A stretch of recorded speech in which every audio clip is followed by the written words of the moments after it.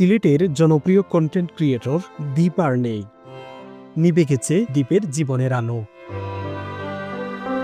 সিলেটের জনপ্রিয় content creator Dipankar Das দীপ বুধবার ভোরে মালয়েশিয়ার একটি হাসপাতালে চিকিৎসাধীন অবস্থায় সে শেষ নিঃশ্বাস ত্যাগ করে।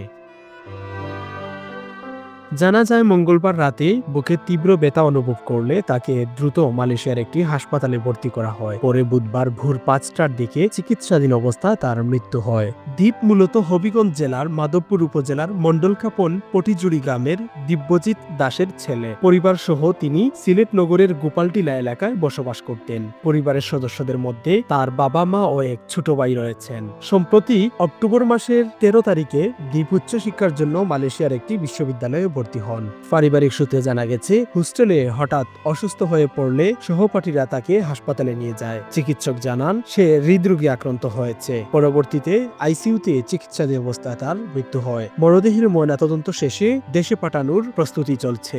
মাত্র রুমও ঢুকলাম মালয়েশিয়াতে, ভিতরটা খালি খালি লাগে। কোনোদিন এক লাগে কোনো থাকছি না, মা বাবা ছাড়া, পরিবার ছাড়া। হাস্যরসাত্মক অসামাজিক বার্তা নির্ভর কন্টেন্ট তৈরির মাধ্যমে দীপ অল্প সময়েই জনপ্রিয়তা অর্জন করে। ফেসবুক ও ইউটিউবে তার বিপুল সংখ্যক অনুসারী রয়েছেন। কই বেটা তুই অসন্তরি করাস না রে? দূর রে গোমা, ডেইলি করতে পারলি এক ফোন দেখালি বিরক্ত করো, রাখো।